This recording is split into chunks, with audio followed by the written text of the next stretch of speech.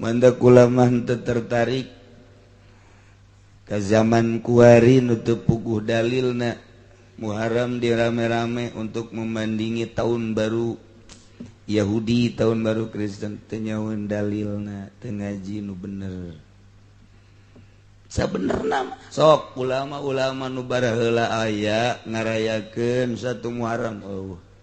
eta mah hanya mahasiswa can kebal mah hanya untuk membandingi masa tahun baru Kristen tahun baru Yahudi dirayakan tahun baru kita tidak atuh eueuh perintah hadis mana Quran mana nu marentah teu kula diondang ku sababaraha urang bohong aing teu aing mah embung bae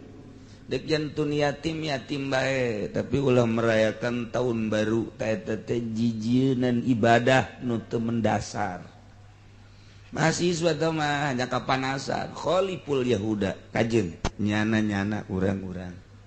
teu kudu urang mah ramean teh lain tanggal 1 hari raya Idul Fitri ramekeun ku silaturahim hari raya Idul Adha ramekeun ku masjid tah nu ngomong hewan henteu meunjit nya tah aya aturan-aturanna masyaallah ulah sok kapanasan akibatna urang ngabandingi terus sistem pendidikan ge dibandingi ngabandingi urang terus ngalelep ka handap nyana nu utar atuh Allahumma ya qadiyal hajat Allahumma ya qadiyal. Ieu mah pertanyaan bagaimana hukumnya buat rumah di tanah orang. Sementara yang punya tanahnya jauh dan tanahnya ditanami padi, ditanami kebun, gimana hasilnya bila dijual dan dimakan? Hukumnya kalau dipakai ibadah bagaimana hasil panennya? Sebab itu tanpa ada izin dari yang punyanya.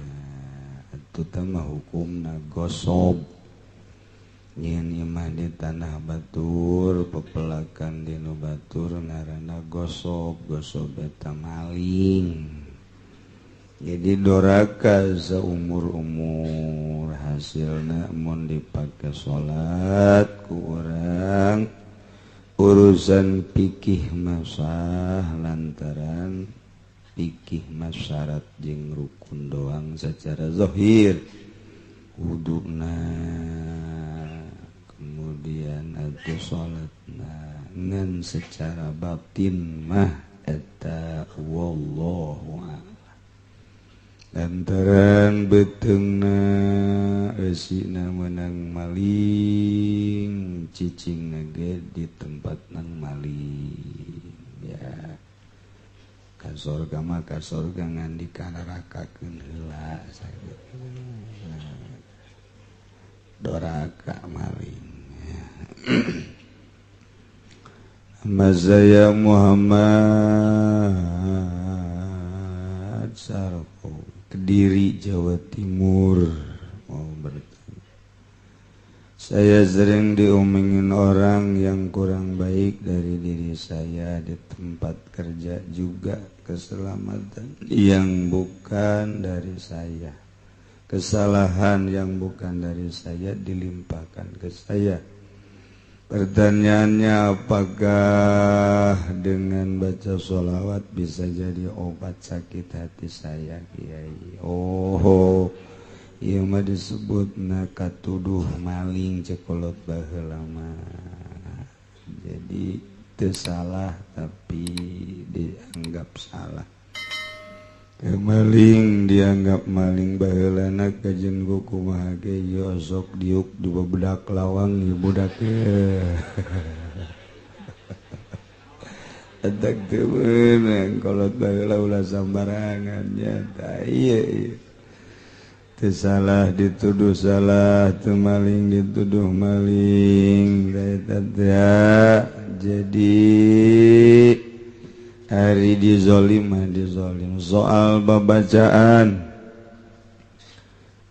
babacaan anu mantak ngalengitkeun ka panyakit kos itu mah urusan hate kudu ditarima ku tauhid sakabeh perkara geh ja anu ngurusanana Allah hirup urang sehat urang gering urang nu ngurusanna Allah wallahu geus dicatet di lauhil mahfuz lahir anjeun maraneh kabeh wahai manusia sehat maneh kawin maneh rezeki maneh geus dicatet ka paeh-paeh geus obat tina babacaan aya ge maca sholawat mah supaya hate leuleus geus leuleus hate engke bisa jadi nemah lobakeun maca sholawat sapoe sapeting 4444 mun teu bisa sapoe sapeting saminggu 4444 mun teu bisa mah 444 bae mun teu bisa mah 44 bae mun teu bisa mah 4 bae atuh ulah teu teuing we okas urang maca Quran kuduna mah sapoe sapeting hatam mun teu sapoe sapeting saminggu sakali hatam mun teu saminggu sakali atuh wayahna besa bulan sakali mah atuh henteu teuing mah kos urang we kabehan sataun aya nu henteu sataun sakali kadele beungeut harenteu kabeh ya mah kula kamari ka Jawa ziarah ka makom Kiai Arwani didinya aya tabel merek qalilun qurra khairun min katsirin farra mun cek bahasa urang mah maca Quran saeutik ge kajeun leuwih bagus daripada loba henteu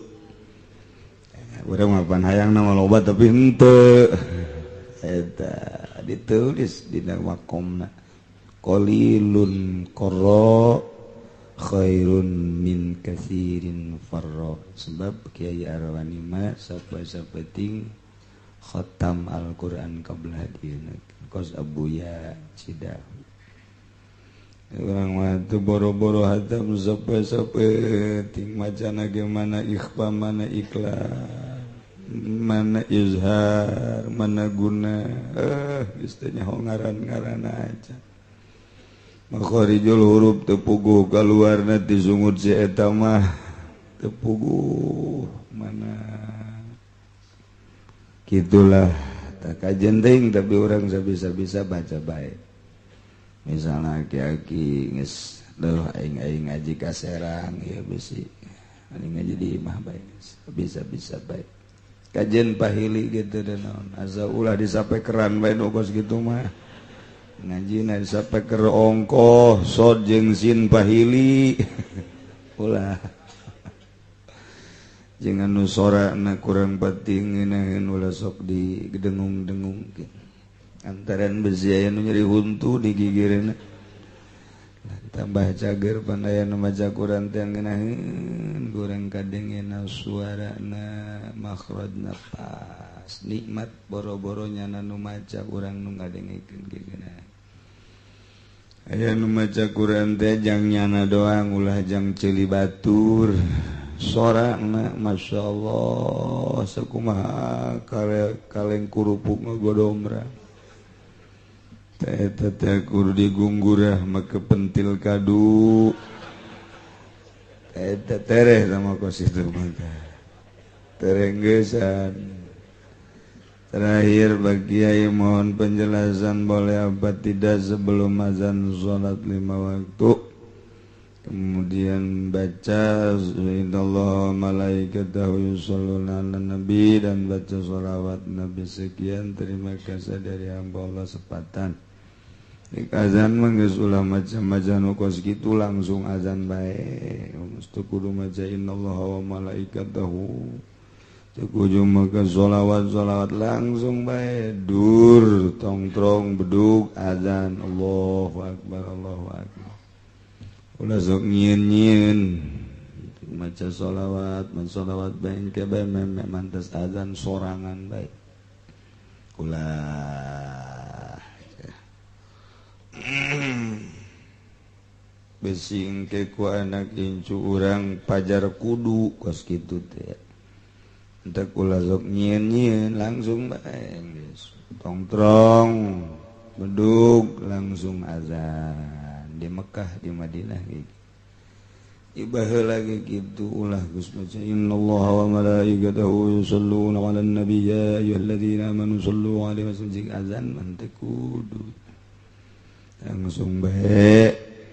tongtrong bedug ngong azan besi dianggap kakuduan sakitu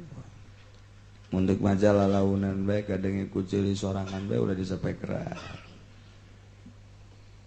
para jamaah kaum muslimin wal muslimat rahimakumullah alhamdulillahirabbil alamin teu karasa urang waktu ayeuna urang geus dincak di tahun baru Islam ialah bulan Muharram jatuh tanggal hijina lamun ngitung tanggal nu jitu make hisab qat'i kitabna kitab Sulamun Nayren anu geus ditasih ku para ulama di dunia lain make hitungan Amerika Inggris jeung Belanda nyalirukeun tata hitungan hitungan falak Turki ulama-ulama Turki falak Baghdadi Irak kaya termasuk Sulamun Nayren di urang khususna umumna di unggal nagara jatuhna pada hari Sabtu tanggal hiji Muharram jatuh pada hari Sabtu Sabtu Minggu Senin tanggal 10 bulan Muharram adalah hari Senin aya nu nanggalkeun Minggu wallahu alam hisabna nu jelas kula ngitung mun make hisab Islam perjalanan bulan tetap Sabtu mun make perjalanan perhitungan kafir nah ieu adalah jatuhna Minggu kula pribadi nanggalkeun Sabtu jadi di poe tanggal hiji Muharram eueuh raramean dina Islam khaliful yahuda cek Kangjeng Nabi sulayaan ku anjeun kebiasaan orang Yahudi harita buukna kitu dikakatuhukeun ka dieu Kangjeng Nabi kakenca begitu neuleuh Kangjeng Nabi ganteng jasa dikakencakeun Yahudi nurutan dikakencakeun Kangjeng Nabi dibelah gitu neuleuh Kangjeng Nabi ganteng atuh deuk dikamamanakeun ge nu ganteng mah ganteng bae dikakatuh kakencakeun ge atuh ai beungeutna beungeut encek mah encek bae tah Kangjeng Nabi ditaluturkeun dibelah ku Yahudi neuleuh Kangjeng ganteng Kangjeng dikatukangkeun ditaluturkeun ku Yahudi Kangjeng dibotakan otak aing jak Kangjeng Nabi naros sahabat kok tuan beda-beda sih tantuan teh oh cek Kangjeng Nabi khaliful yahuda kudu beda aranjeun kabeh jeung Yahudi ulah alakur teu beres Yahudi mah ulah diakur tuh gitu Kangjeng gitu kene orang-orang Yahudi mah tersepen miara kumis tersepen miara janggot Yahudi paling benci karena janggot Kangjeng Nabi dipiara janggotna piara terus sahabat naros kunaon make janggot dipiara ya Rasulullah khaliful Yahuda sulayaan ku anjeun Yahudi mah datang ke akhir zaman moal resepet miara janggot mendak sunnah bagi umat muslimin ulah muslimat masing ada muslimin doang bicara mah pugu aja kalepasan ngomong nyana disunahkan bagi muslimin muslimat untuk memelihara janggot cak muslimat kumaha ieu kiai kapohan ngomong eta malum lah kiai bayaran janggot duh cenah kiai ayo lain teh yang nyare janggot jeung lain teh nyaho nyai janggotna aya 3,5 lain janggot akar huntu akaran keluar masalah sakitu diberena ku Allah 3, 4, 5, 11 tetep bae kajian saeutik asal panjang sugan bisa pakai namun orang dahar nyelap yang pakai tata gitu ya tah eta cukup Kangjeng Nabi mah khaliful Yahuda geus sakit ulah sok dibundang bahan Yahudi mandak ulama teu tertarik ka zaman kuari nu teu puguh dalilna Muharram dirame-rame untuk membandingi tahun baru Yahudi tahun baru Kristen teu nyahoeun dalilna teu ngaji nu bener sabenerna sok ulama-ulama nu baraheula aya ngarayakeun satu Muharram eta mah hanya mahasiswa can kebal mah hanya untuk membandingi masa tahun baru Kristen tahun baru Yahudi dirayakan tahun baru kita tidak atuh perintah hadis mana Quran mana nu marentah teu kula diondang ku sababaraha urang bohong aing teu aing mah embung dek jantun yatim bae tapi ulah merayakan tahun baru eta teh jijieun ibadah nu teu mendasar mahasiswa teh mah hanya kapanasan khaliful Yahuda kajeun nyana urang-urang teu kudu urang marah ramean teh lain tanggal 1 hari raya Idul Fitri ramekeun ku silaturahim hari raya Idul Adha ramekeun ku masjid tah nu ngomong hewan henteu masjid nyana tah aya aturan-aturanna masyaallah ulah sok kapanasan akibatna urang ngabandingi terus sistem pendidikan ge dibandingi ngabandingi urang terus ngalelep ka handap nyana nu utar atuh Wari pendidikan di Indonesia nu ngendalikeun adalah Kristen Yahudi sabaraha poin ieu pendidikan Islam nu diterapkeun di SD di SMP di SMA saeutik-eutik acan teu bisa dibandingi urang nyeun pendidikan khusus Islam ulah berbau-bau Kristen dititahna kumaha majelis taklim madrasah sok gerak teman-teman pendidikan pondok pesantren moal eleh kajendeun kukumaha ge asal percaya diri ti mimiti amil apa aya di sekolah amil moal aya tanya keluaran YIN atau UIN ku ari mah tanya dokter Andasna sini loh Pak Guru sini ada apa amil ada berapa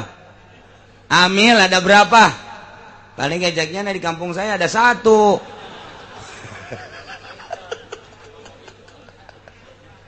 dengkeun bentuknya amil atuh moal beres ka dituna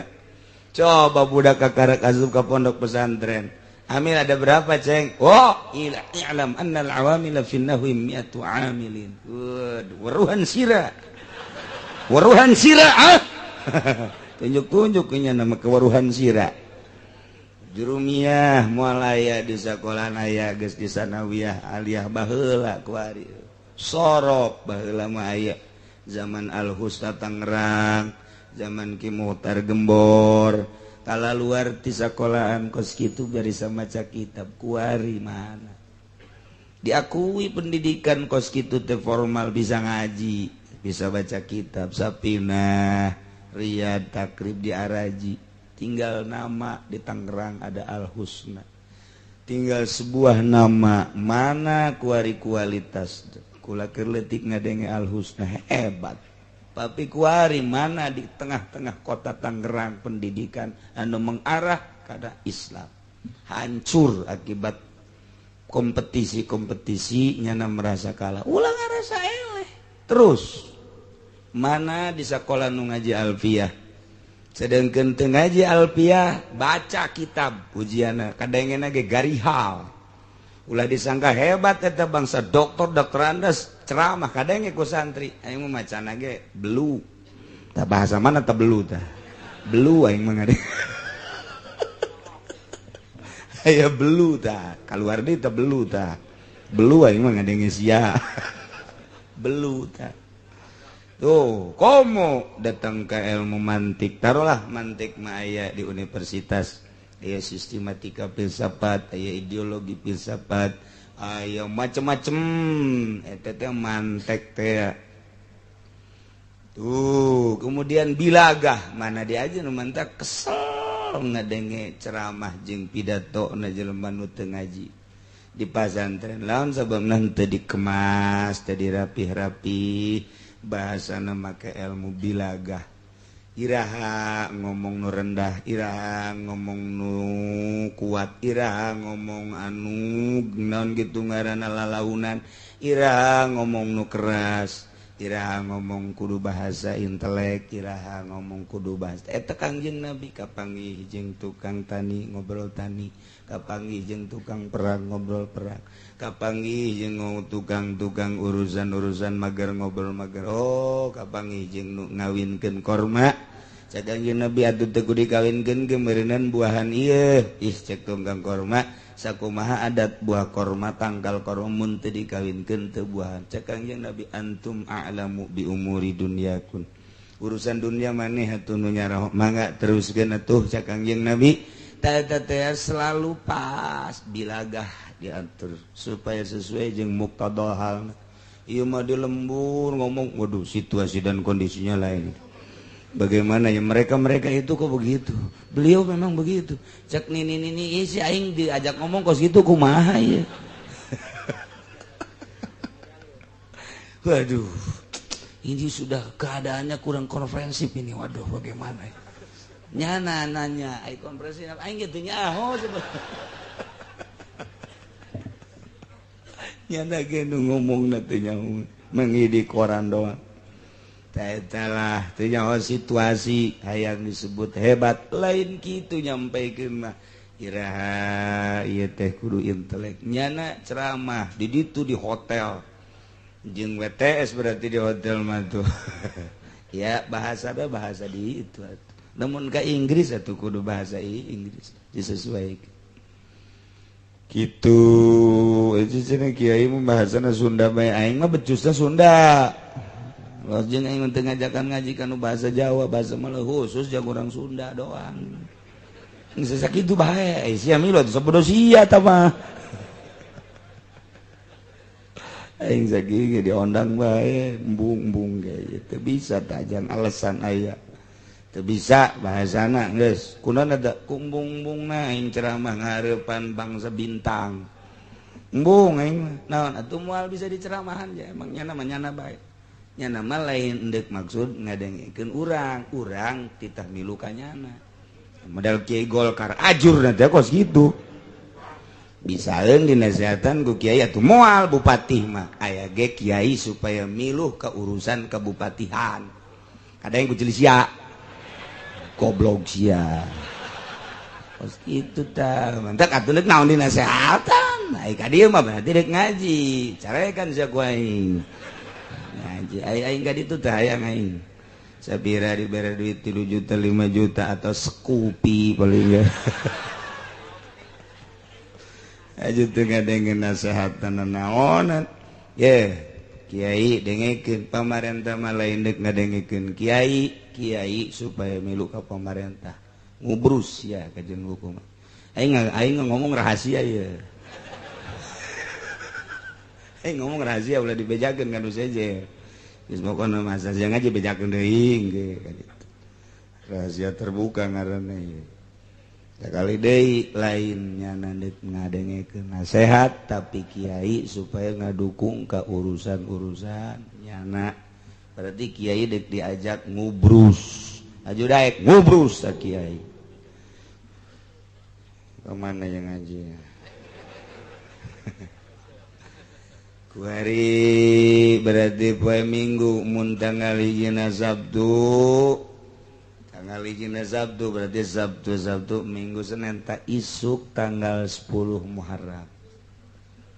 isuk tanggal 10 Muharram besi di lembur lah cenah orang mah deuk minggu bae sabodo ieu mah keur nyaritakeun kula begitu dihitung melalui falak diakurkeun jeung ahli-ahli falak nu seje nu jitu lepina Sabtu besi deuk minggu sabodo masing-masing geus ulah ngomongkeun goreng nu minggu-minggu hitung nu bener make hitungan naon selama make hitungan nang ulama pasti Sabtu wajen teh di Pandeglang di Serang di Jawa Timur Jawa Tengah pasti Sabtu mun make ngitungna make kitab ulama kecuali make kitab bule los nah ini teu ganggu ka sia bae ka ditu tanggung jawab ge di akhirat sia make kitab bule rumus nakos kitu gitu jadi mah lain hasil hitungan hasil ru'yat eta almanak nang ru'yat iraha ru'yatna almanak geus ngabereleng nah itulah di tanggal 10 Muharram teh lain letik-letik sejarah 10 Muharram eta sejarahna masyaallah hiji ketika Kangjeng Nabi ti Mekah ka Madinah begitu datang ke Madinah orang-orang Yahudi puasa Yahudi di Madinah puasa cak Kangjeng Nabi aya eta Yahudi paruasa puasa naon bebeja cek Yahudi kami manu mantap puasa mengenang masa kejayaan Nabi kami Musa panjang Taurat Nabi kami Nabi Musa baheula disalametkeun ku Gusti Allah tina kejaran Firaun nah iyalah pada tanggal 10 Muharram sekaligus di kusrukeunana sekaligus di modaranana Firaun dikeremlah Firaun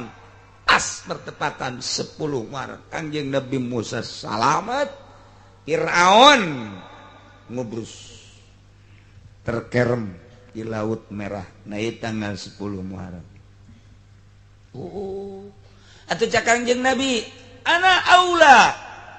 minhu wa minkum kaula leuwih utama tibatan minkum tibatan maraneh kabeh bihi wayana puasana nyaritakeun tentang sejarah Kangjeng Nabi Musa kaula mah tu leuwih utama tibatan maraneh Yahudi nu mantep Kangjeng Nabi tanggal 10 Muharram puasa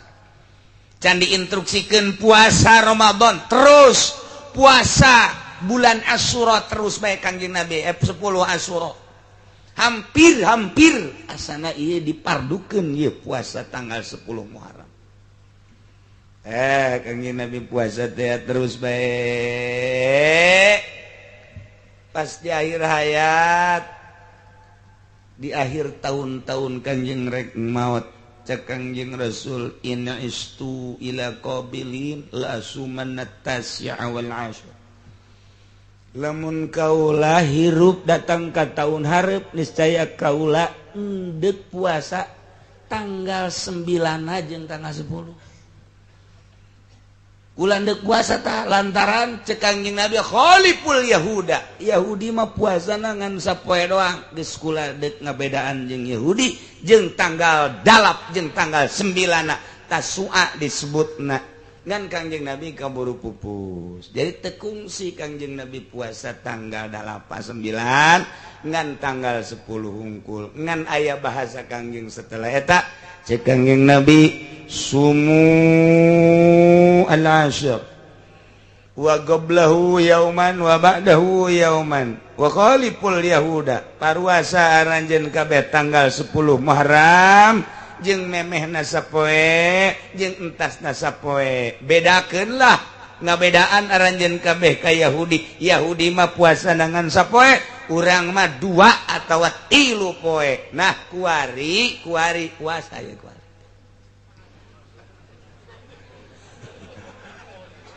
tuh uduk geus beak uduk geus aya nu mesen sate deui terus cenah kiai kunaon teu instruksi nyoba aing ternyata teu dielingan we poho tah sabzab tuh minggu Senin gua hari ya tanggal 9 isuk tanggal 10 tanggal 11 jadi 3 poe puasana poe Minggu poe Senin poe Salasa tah bagi nu encan ngadaharna naon meunang ku hari niat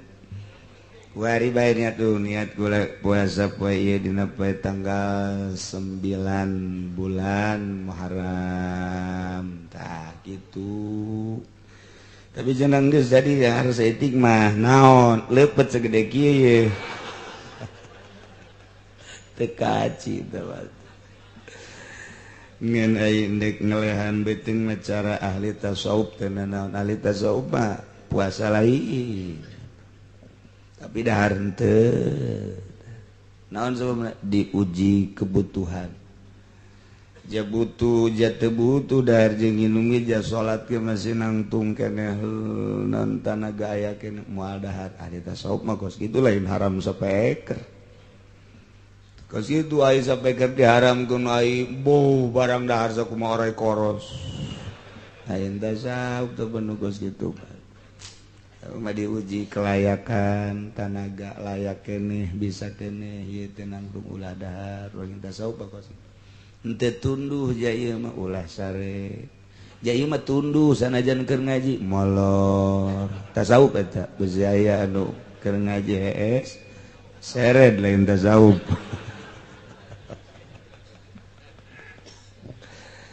Adek ahli tasawuf mah sarena ge atuh tara di kasur cenah mah keur diuk di mana hayangna be di masjid hayang sare antak loloban ahli tasawuf mah di masjid tolol tah tasawuf mah insyaallah ya besi ayeuna jana larang dahar jar nginum tapi ka ayeuna niatna itu somal yaum kula puasa dina poe itasi dina tanggal 9 Muharram geus kulantaran poe ieu mah meureunana aduh teu nyaho ajeun isuk bae tanggal 10 na isuk jeung tanggal 11 poe Salasa duh cenah kiai teu kuat jeung kula mah di pabrik ieu mah aya 3 poe mah 2 poe bae 2 poe ge cenah teu kuat sapoe bae tuh poe isuk bae sapoe ge cenah teu kuat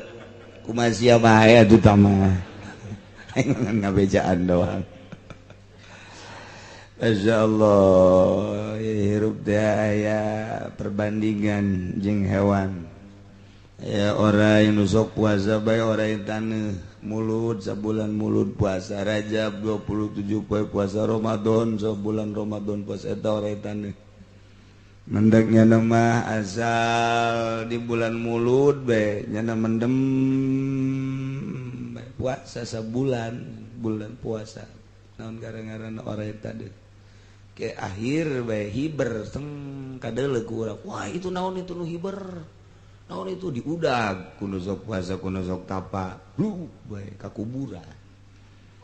aya di dulu kadinya disorot aya ngeringkel nah iya asana ieu antek cek dukun bae lamun anu hiber rupa orai teh rupa batu teh tewak bae geus ngan diberesin baik orang sebab lain sembarangan orai sebab eta orai keur tapa cieun bae dibereun teh urang jarang langsung ditubruk teh jarang sebab naon sebab hebatan orai haris mana tibatan nu ngudag ayo orai mah puasa nu ngudag teu atuh hebatan nyangan mentak teu kuat tapi lamun urang puasa deui mah wih atuh dicekel masalah atuh nu ngudagna atuh eta mah keur ngalamun itu naon hiber puasa teu naon teu penjana mah atuh diudag ku nyana brus orai eleh sinar ku orai sebab sinar puasana muncar eleh teu kuat teu bae geus mantak geta eta orai tanu mah cicing bae nyana mah sebab geus aya maunatan cara maunah asal kasempar kaganggu dicatek ku nyana digegel langsung bae peurahna luar biasa sebab puasa bae tapi orai koros mah orai koros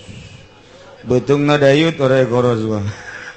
aya kicak-kicak dia caplok ku nyana aya anak bangkong dicaplok malah nu gede mah orai koros mana bangkong ge dicaplok keneh bae aya parai dicaplok endet dicaplok buah bus ge dicaplok keneh bae geus teu maya naon bae geus moal namanya kadal ge kadal terus bae anak kadal terus bae cacing terus bae beutungna ge dayut mun sebeu teuing nya mah ngaringkel eta orai koros eta ngaringkel sisi sawah beutungna ge huluna teu kadeuleun ieu mana huluna nya mah teu kadeuleun nya huluna kahandap nilep coba ge tajangan kolot baheula dan nilep di mana huluna ya di kieu-kieu ge kurang di kieu ge teu cicing bae malah bisa ditampak ku heesna teh teu karasa molorna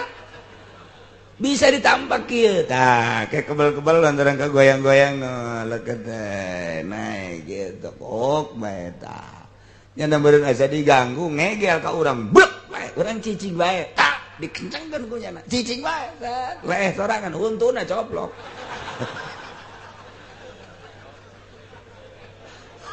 koros tah eta teh jelema ge kos kitu horengan huntuan huntuan jelema tilok puasa mah nah ieu kukula deuk diajak nyebrang jang ka akhirat ieu mah lain jang dunia jang ka akhirat di tanggal 9 na ieu daswa isuk tanggal 10 jeung deui tanggal 11 na sumu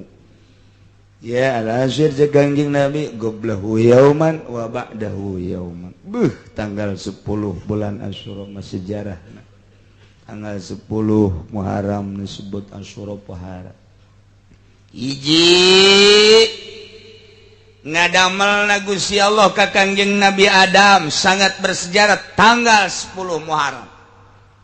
2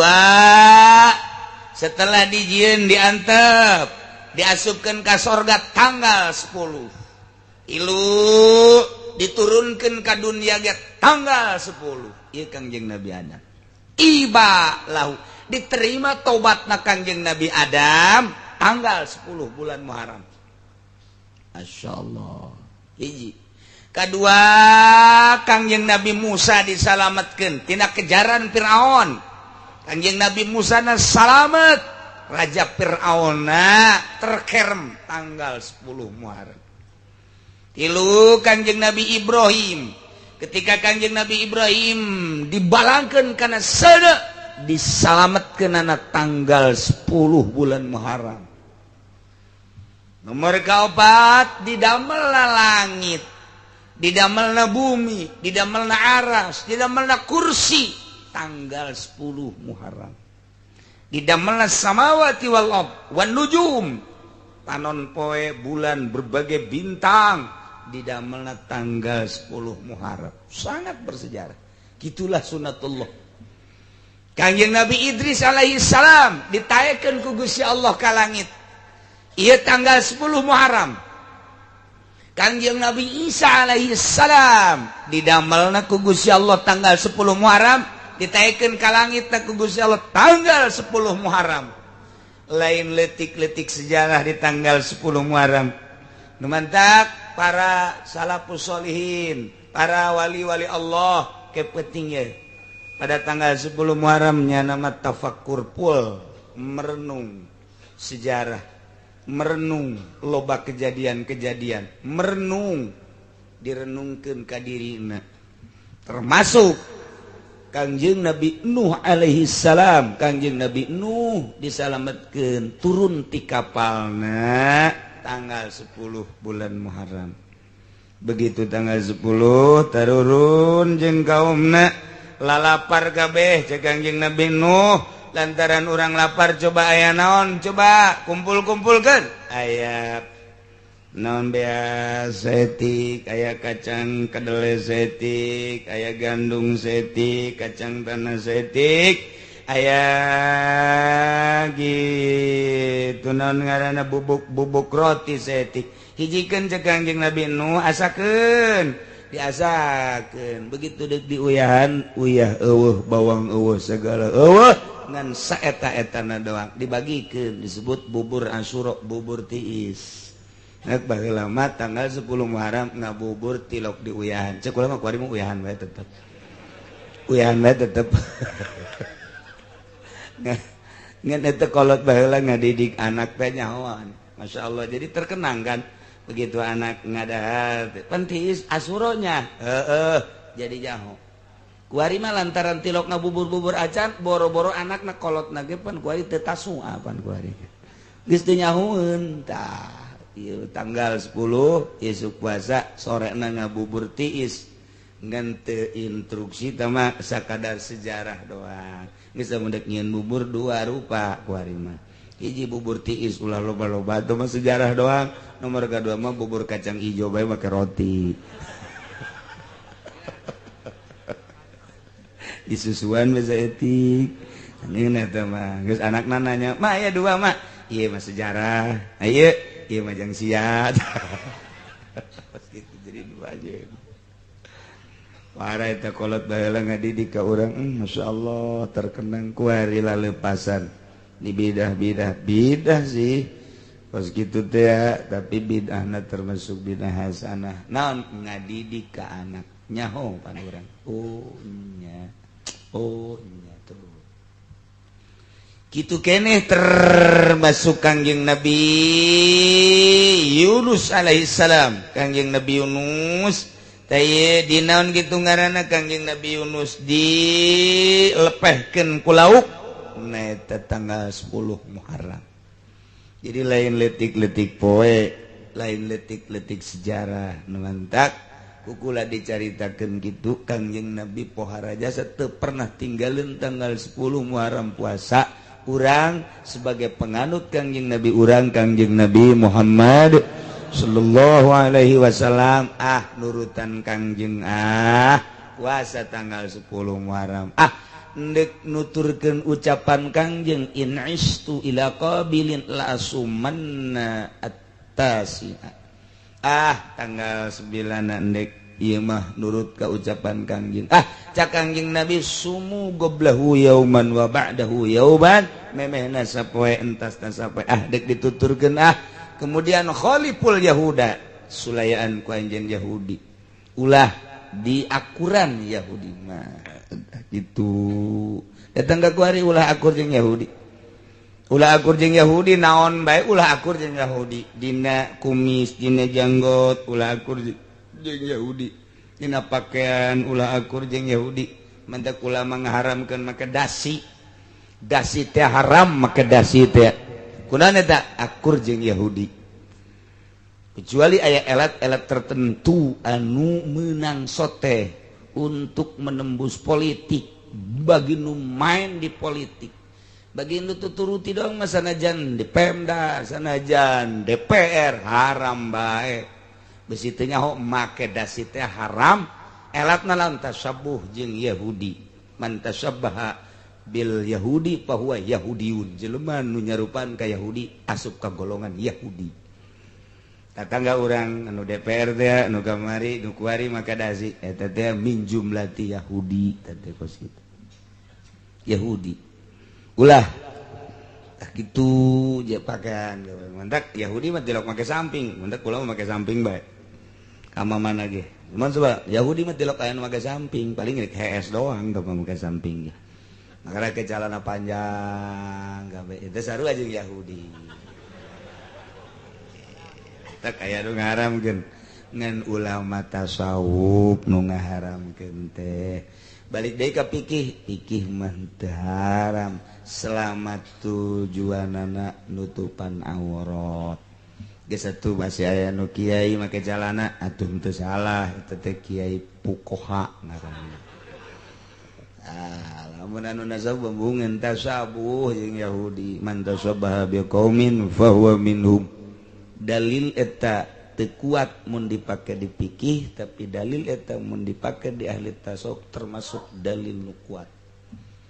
Pantek ge dek lumpat ka mana geus puguh dalilna asal jelas bae ieu dalil fikih ieu dalil tasawuf ulah dihiji-hijikeun. Dalil tasawuf jeung dalil fikih dihijikeun aya ge makena kudu akur nya mikih nya tasawuf. Sebab man tafaqaha wa lam yatasawwab. Nah, wa man tasawwafa wa lam yatafaqah. Nah, jadi aya dalilna mah hiji bae. Nah ieu masuk aya jelema nu ngadalil jang tasawuf pakai dalil fikih, jang fikih pakai dalil tasawuf. Garetek aing mau ka situ. Engkeuna teu puguh kacau. Tuh kitu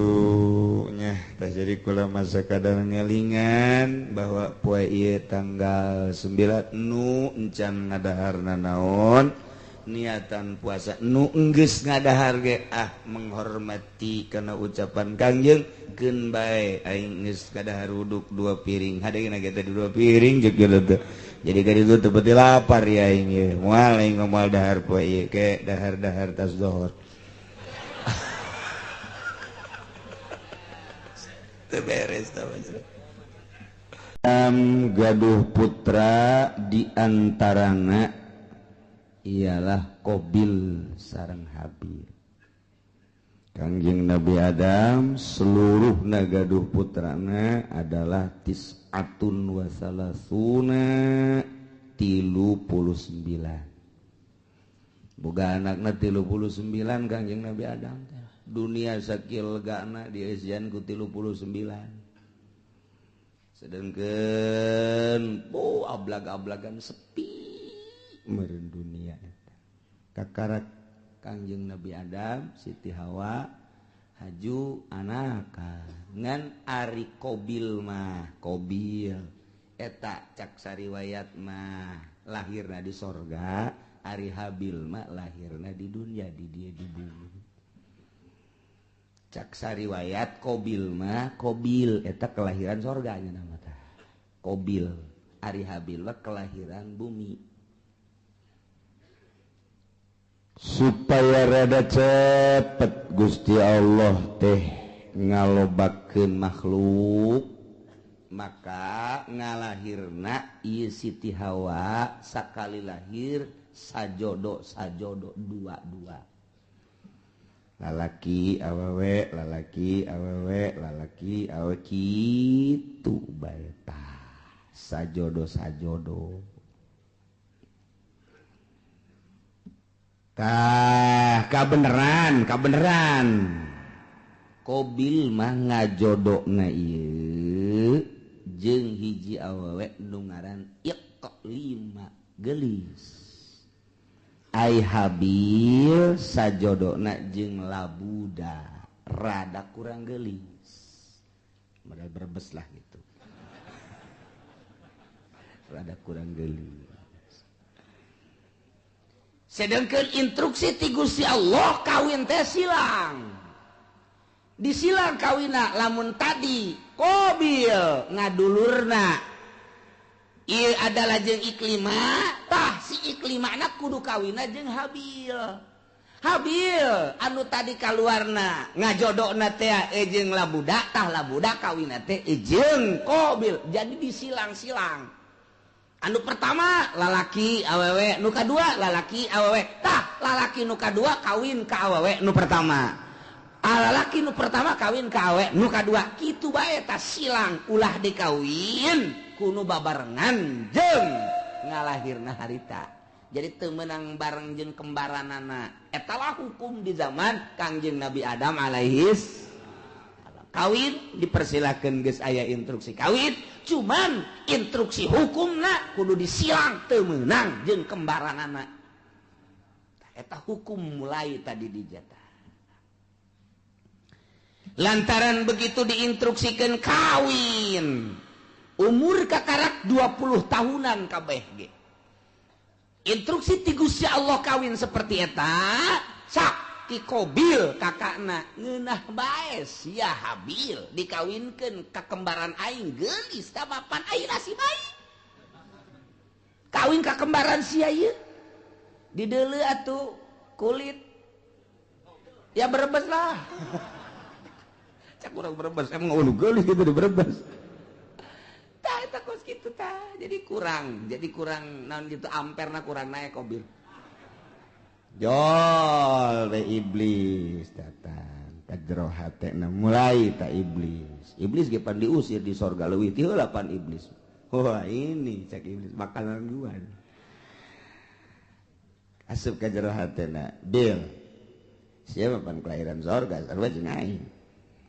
mulia urang atuh Habil onam kelahiran bumi India urang mah lain deui mulia tuh nu mulia ulah sok kawin kanu jore penghinaan engke nu timbul tetep mulia mah kudu kanu geulis bae mun kawin kanu jore mana teuing engke jelema jeung ke kadituna anak incu Qabil mah kawinna kanu jore tah eta kan isin tah bil cak jurig ya pugu cak jalan teh atuh pugu embung ieu ge eta mah abah ngomong cenah hukum ti Allah eta bohong sebenarnya mah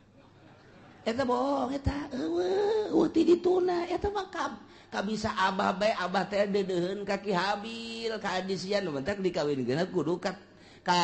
kembaran sia nu geulis ai sia nu kakakna nu kelahiran di ditu kudu kawin ka adina Habil eta teh lain ti Gusti Allah kajeun kumaha ge bibisaanan bapa sia Adam ngaranna instruksi ka ditu demo apa ka ditu kamari kan demo ka Jakarta demo pugu ye ge cak Qabil teh aing tetep bae embung kajeun kumaha ge embung bae beja ka abahna bah naon Qabil ubah abah bae iya lu bener ya utar atur nikah ya kayak gitu instruksi itu Gusti Allah asal teu adil ya kos kieu ya manya ai kula dikawinkeun kanu kurang geulis ari Habil dikawinkeun kanu geulis tah ieu teh akur kos kieu teh lain ti Gusti Allah kajeun kumaha ge kadengen ku Habil cak Habil teh Qabil ulah kitu aing mah andai kata aing titah kawin kanu jore aing mah daek bae namun bener ieu instruksi ti Gusti Allah aing mah geus kumaha Allah bae lantaran dia moal kembali hidup di dunia engke ge urang bakal baliknya ka Allah darah sia ngomong sangeunahna bae geus bae we ieu mah bohong ieu lain ti Allah ya kajen kumaha lain ti Allah ieu mah kajen ti abah ieu mah memang abah bangka warah ya mulai tah eta lamun sok ngerekan abah teh eta mimitina tah tidinya tah di Cikubaya duaan dan sok nyarekan abah tah iya Masya Allah mulai tidinya cak Kangjeng Nabi Adam ita amarallahu Allah marintah ayyuzawija Qabila labuda ukhtabil wa yuzawija Habil yaqlima eta teh instruksi ti Gusti Allah cak Kangjeng Nabi Adam anjeun Qabil kudu kawin ka budak dulur Habil kudu kawin ka dulur itu Qabil ngaran iklim instruksi Allah teh bisa cak Qabil kajian kumaha kula mah embung kajian kumaha tetep kula mah sakali embung sebab ieu kula mah teu percaya bahwa ieu teh hukum ti Gusti Allah teu percaya mulai kakarak aya sakituan ge hukum Allah geus ditentang. Cek urang mah tuh kakarak tarurun ti sorga pan mah tah. Saeutikan keneh jelema teh tah. Atuh mantak naon narurut ka Kangjeng Nabi Adam. Henteu tah geus mulai henteu nurut. Ya Allah. Terus bae iblis teh daekeun leupas ti Qabil. Ieu mah kajian kumaha kudu selesaikeun masalah ieu. Selesaikeun ieu mah lamun terus-terusan kieu pan isin ka kadituna ieu isin urang. Ike banyak Qabil kawin jeung nu jore aya Habil kawin jeung nu tak eta isin gengsi urang mah panturunan sorga. Oh moal aing cek moal kajeun gua tetep bae teu hayang aing mah ajeun geus kieu kumaha kajeun ku kumaha ge urang pokona pas ini bae heula tah tidinya Qabil mikir pas ini unggal poe sakumaha ucing jeung anjing asal kapangiwang kaki Qabil teh kaki Habil teh tuntutanana Qabil luar biasa lobana Qabil mah kakakna Habil adina Habil mah nurut bae aing lah kumaha bae sabodo Allah nu penting mah urang mah ibadah nuturkeun aturan Gusti Allah Subhanahu wa ta'ala lantaran terus-terusan memuncak permasalahan teh tah kuari mah diinstruksikan kieu ayeuna mah kieu bae atuh nyieun korban lamun memang bener-bener ieu teh kitu menang ti Gusti Allah maka engke aya tandana mun maneh teu percaya bahwa ieu teh instruksi ti Gusti Allah sok nyieun dumadeus maneh ka Gusti Allah taqarrub ka Gusti Allah sapopoe maneh mah ieu Qabil cak Kanjeng Nabi Adam teh kunaon teu inget ka nu nyieunna ieu tuturkeun Gusti Allah ibadah ka Gusti Allah moal kebal hirup di dunia tuh deuleu Qabil tuh Habil mah nurut jasa adina kabeneran nurut kakana kurang nurut datang ke kuari teh kakak sok rada kurang nurut teh heran orang-orang ati dituda eta ya Allah eta kos kitu yes nyieun korban kuari mah nyieun korban naon nu dikorbankeun ku maneh Qabil ulama supaya Gusti Allah narima ka kula de korban lantaran kula mah petani hasil tani bae ayo geura kumpulkeun maneh Habil naon kula mah lantaran pangangon embe kibas kula mah cirina naon cak Qabil ieu bahwa korban ditarima ku Gusti Allah jeung teu ditarimana engke cak Kangjeng Nabi Adam lamun ditarima bakal turun langsung ti langit seuneu set engke ngalahap anu ditarima mun anu maneh Qabil ditarima bea engke garing dihakan seuneu dilentab seuneu lamun nu ieu anu ditarima nu kono Habil nu embe beak seuneu kitu bae oke cek nyana jadi geus ya dikumpulkeun ku nyana harta-harta hasil tatanian nu dikumpulkeunana hasil tani mun pare nu pangjore nu dikorbankeun teh lamun gandrung anu geus pangjorena kurma anu pangjorena dihiji-hijikeun bangsa anu bakukulna eta dikorbankeun ari nu bararagusna mah ieu dipake ka hook kunyana jang ditumpuk-tumpuk harta jore ari ka Habil mah begitu dikorban teh wow neangan umbe nu wang gedena jeung nu wang bagusna dipantian kunyana ieu nu jang Gusti Allah mah ieu korban ka Gusti Allah entakan nu wang gedena wang bagusna wang lintuhna jadi beda karakterna ai Qabil mah kos urang Cikupa nu pangjorena bae ai Habil mah kos urang Cilongok nu pang bagusna bae sia cek urang Cikupa tah eta kos kitu kayana teden bek teu kebal langsung turun seuneu tet neong itu turun seuneu cak Qabil pasti nu aing nu dilentab ka jeung ku kumaha ge pasti nu aing mun aing nu dilentab berarti aing kawin jeung nu gelis mun aing kitu dilentab berarti ieu teu beres urusan ieu turun seuneu ka dieu ka ditu aing nu dilentab embe plek seret bawa ka luhur teh aya tinggal ieu bae korban Qabil hasil tatangin hasil tani nu jarore teh teu dilentab ku seuneu tuh cak Kangjeng Nabi Adam nu ditarima nu mana nu ditarima nu mana tah cicing bae Qabil teh gas ulah loba omong cak Qabil teh Abah kuari cenah rencana ka Mekah. Mah eger ka Mekah ka ditu atuh. Eta ka anak ka kolot kos kitu eta. Eger ka Mekah mah. Isi rek naon tuh di dieu. Mana naon kula mah. Padahal boga rencana abah ka Mekah adi dibunuh sia ku aing. Jadi aya abah aya keneh mah embungeun nya ge, rada kagokeun.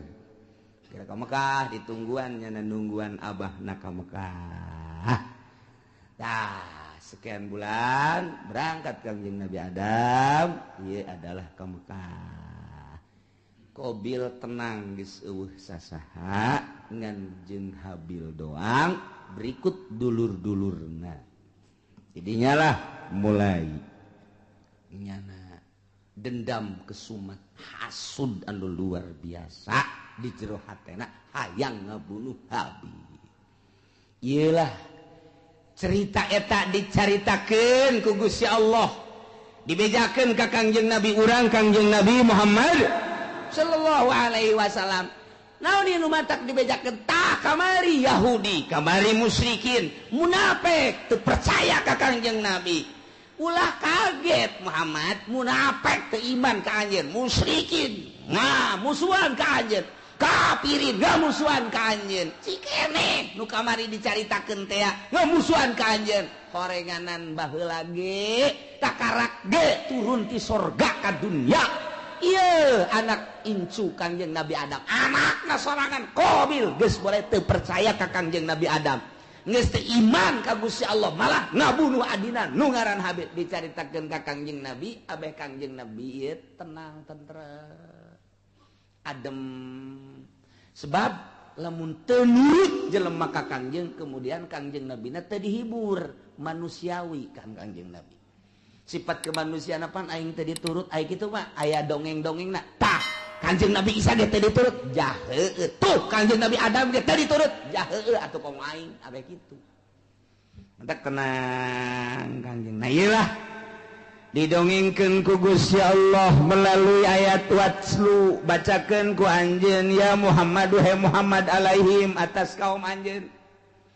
Baheula dibacakeun ku Kangjeng di Madinah, terus disampai-sampaikeun ku sahabat, disampaikeun ku tabiin, disampaikeun ku atbat tabiin, ku ari poe Minggu disampaikeun ku ari ku urang kadenge ta dongeng eta teh ta ieu ayatna.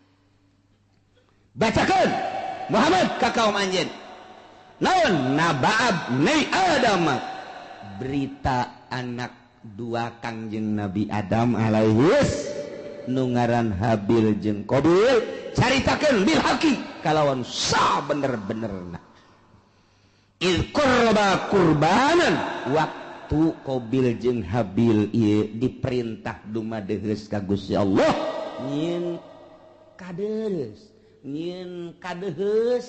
nyieun takrub melalui kurban ilallahi ka Gusti Allah nu dilaksanakeun ku Habil makibas, Qabil mah hasil tani yakni zar'u. Patukubila min ahadihima, ditarima na ti salah sahijina hungkul nyata nu ditarima nu Habil. Ari nu Qabil mah teu ditarima walam yutaqabbal minal akhar. Kasimpulanana korban Habil mah diterima, cirina dilahap seuneu, Qabil mah teu ditarima. Cirina aya bae didinya terobah-robah. Tidinya lah mulai Qabil bendu ka Habil, nyimpen di jero hatena hasud anu luar biasa, nungguan Kangjeng Nabi Adam munggah haji. Teu Kangjeng Nabi Adam munggah haji, ngaharep Qabil ka Habil. Abah geus eueuh, emak geus eueuh, tinggal nyana bae. Habil, aya naon ka dieu? Naon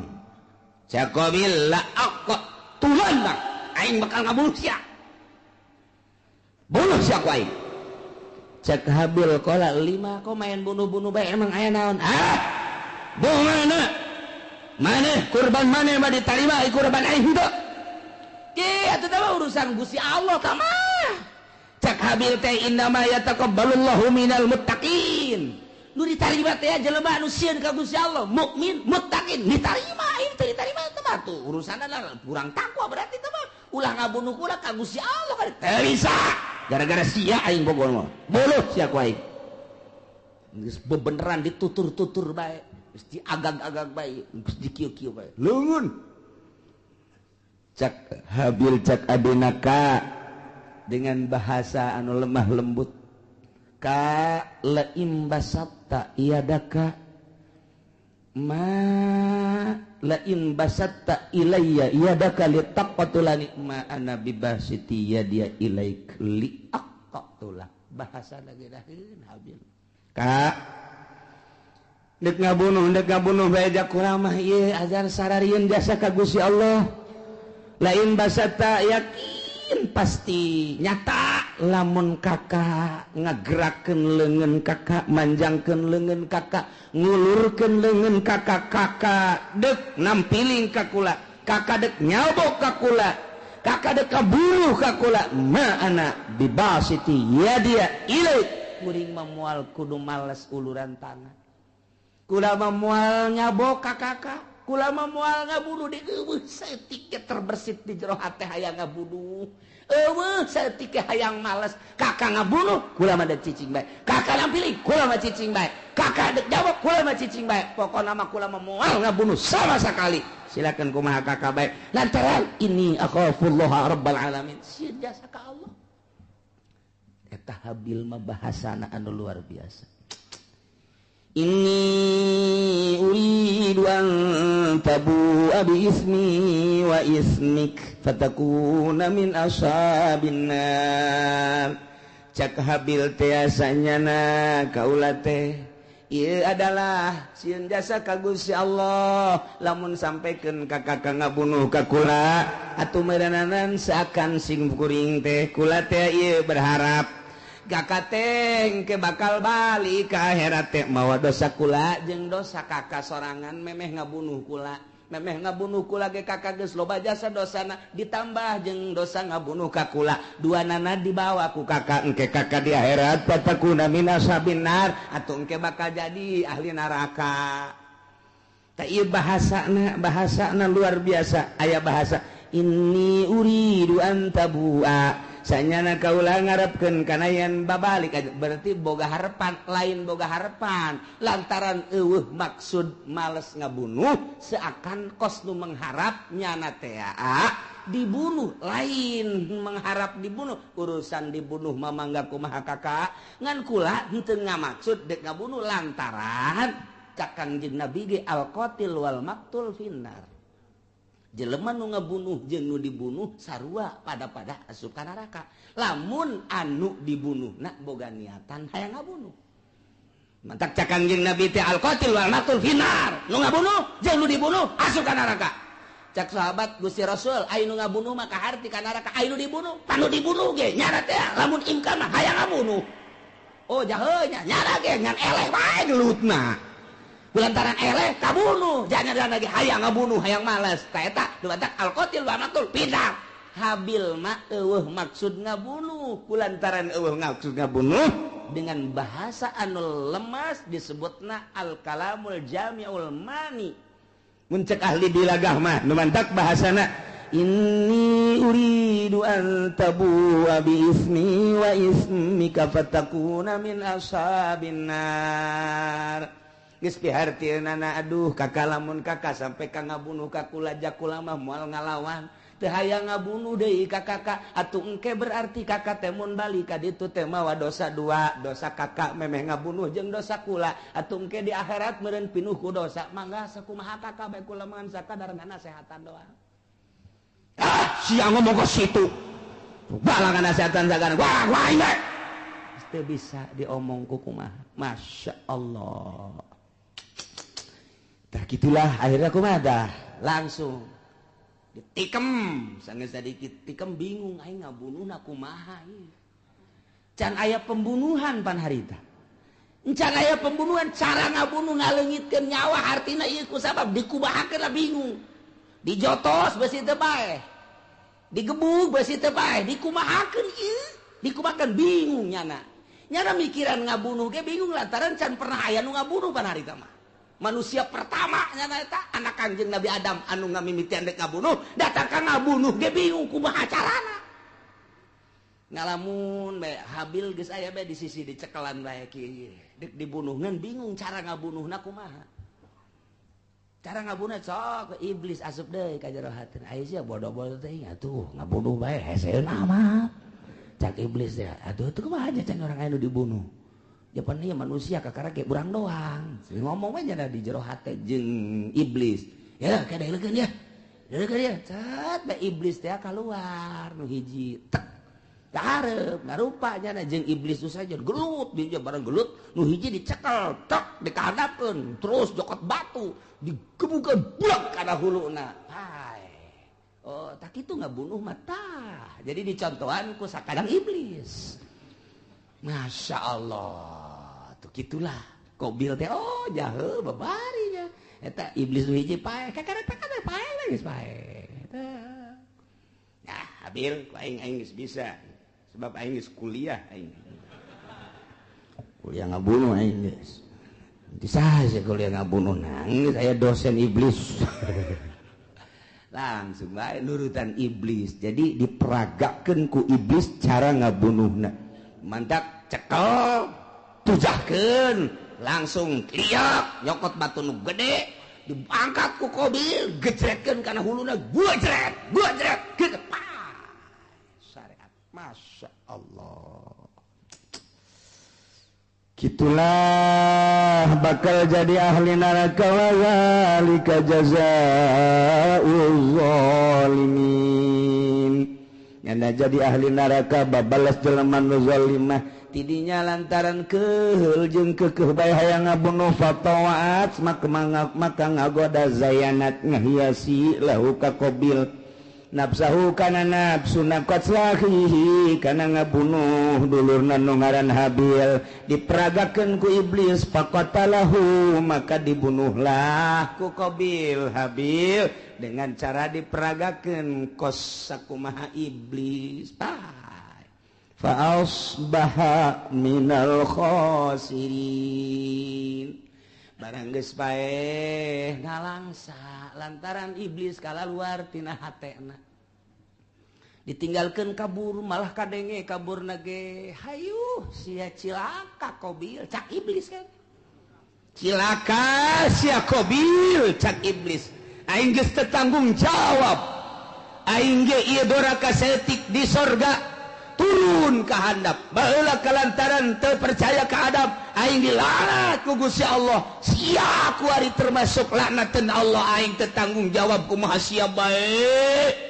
Qabil ceurik di dinya kadung ditangkep ku nyana aduh hadi can nyana ditangkep ku nyana Masya Allah ieu aya ku kieu-kieu teuing ditangkep ku nyana bari ceurik nyaah jeung deudeuh diciuman geus pae kakak de kudu kumaha ieu teh kudu kumaha jelema geus Kanjeng Nabi Adam Siti Hawa ka Mekah adi-adina jararo tinggalnya na doang duaan ditangkep kunyana geus dibunuh lantaran iblis tak kalaluan mana teuing luar biasa sedihna Qabil harita neuk minta tulung ka mana ngan sakikituna jelema dibabawa kunyana dipapanggul kunyana ku deudeuh jeung nyaah deudeuh jeung nyaah dipanggul tok ka Masrik 60 kilometer mamanggul bae dipanggul deui ka Magrib 60 kilometer bulak-balik lantaran deudeuh jeung nyaah Masya Allah kudu dikumahakeun atuh ieu adi diciuman deui dipanggul deui dicium deui dipanggul deui dicium deui dipanggul deui eta sakitu geus luar biasa 40 poe cak sakol maki kituan bage iblis asup deui geus dibunuh mah ulah sakaduhung-kaduhung moal hirup deui kajen kumaha ke moal hirup deui kudu kumaha tuh ieu kalanjutanana fa ba'asallahu ghuraba wallahu a'lam